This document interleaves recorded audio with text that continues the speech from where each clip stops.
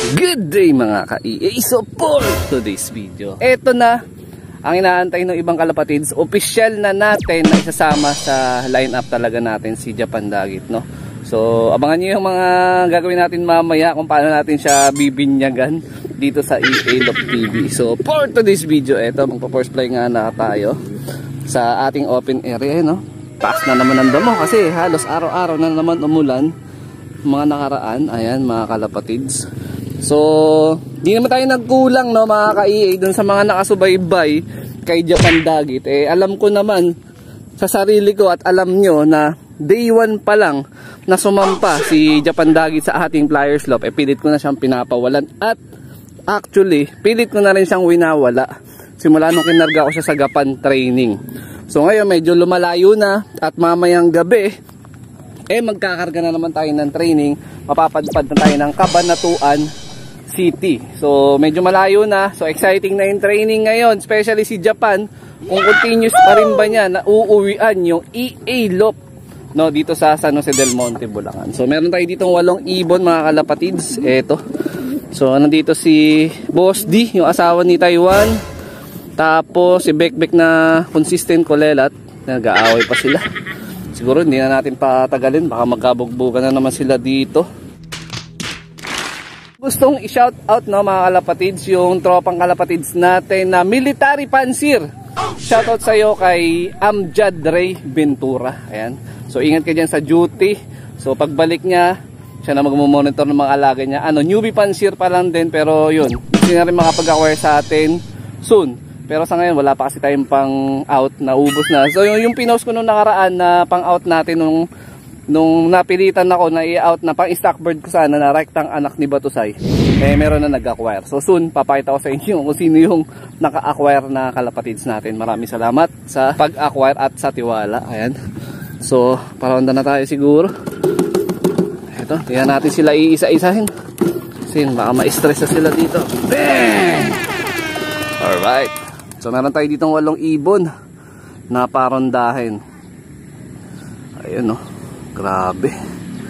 Meron tayo dyan stock bird na si Tisay tsaka si Ampatuan. So si Ampatuan medyo matagal-tagal na rin. Actually naka 1 taon na siya sa loop. Hindi pa tayo nakakakuha ng linyada niya. Hirap na hirap akong paitlogin siya. Pero this coming week ilalagay ko na ulit siya sa breeding section. Meron ako sa kanya ipapares. Hopefully sana makapagbugan na siya ng itlog at makapag-breed na tayo ng lahi. No, ex-machina line natin. Siyempre, courtesy by Dabarkads TV. Ayun sila, sarap ng lipad nila. 75 years later. So, ayun na nga mga ka-EA. Eto, nauhaw yung mga mahinang nilalang. So, halos kakatapos lang kumain ng mga ibon natin. Meron pa dito natira ng mga lapang-pananlapang. Ayan, so ang yugtong ito ay hatid sa inyo na All Herbs Probiotic. Ayan, syempre napakaga na kumain ng ating ibon at napakakinis. Ayan sila, o tingnan nyo naman kung gaano kakinis to si Taiwan, lalo na asawa niya si Boss D. Ayan, o, yung galing kay Sir Dennis Palma. Ayun, napakapoging kak. Ayan, o, namamarako pa yung kak natin. So kahit pa paano medyo maganda na yung kondisyon ng mga ibon natin, no? Naka-recover na kahit pa paano yung mga ibon natin galing sa one eye cold. Kasi nga syempre ano talaga yan, tingin ko viral kasi nga panay ulan, tapos diba siksikan sila sa track, sa training. So ngayon kahit pa paano naka-recover na yung mga warriors natin. Yan. Hindi naman sila totally bumagsak yung katawan nila kasi suportado natin sila sa sa maintenance natin sa mga ibon natin, no? Magkaroon man sila naman eye cold, hindi ganun kalala. Ayan, ito na sila. Tama po ba yun? Date tayo mga ka-EA. Time check natin 10:30 AM. So eto, pagtapos silang romonda at pakainin natin kanina, meron akong ginawa kaya medyo natagalan yung karugtong ng ating vlog. So from 7 AM 10:30 na ngayon. So eto, meron tayo dito naka-ready na paliguan nila. Hinaluan ko to no anti-mite na parang shampoo conditioner. Tapos hinaluan ko pa ng malatayon.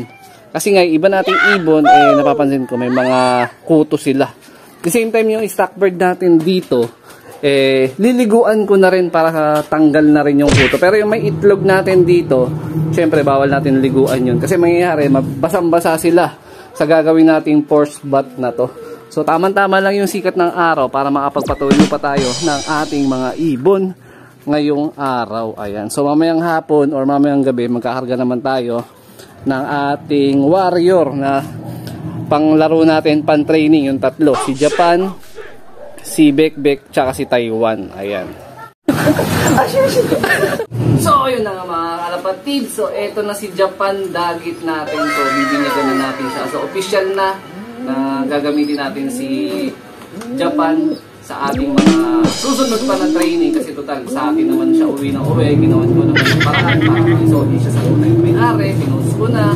Pinakawalan ko. Unang sakol pa lang ng pagka-dog visit niya dito sa atin. Ganun na yung ginawa natin.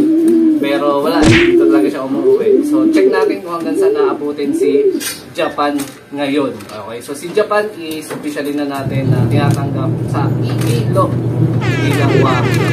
Pero kung sakaling meron pa rin mag-PM para sabihin na sa kanya talaga to. Basta maibigay lang yung tunay na detalye at yung kompletong detalye. Pwede naman tayo so.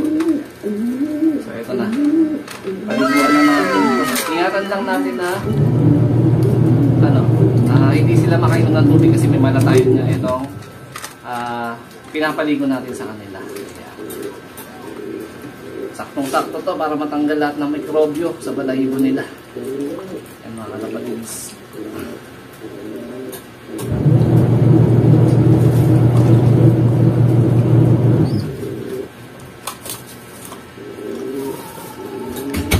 "75 years later." So, ayun na nga mga ka-EA. Grabing pa sakit ng beki natin doon sa mga ibon. Hirap nilang paliguan.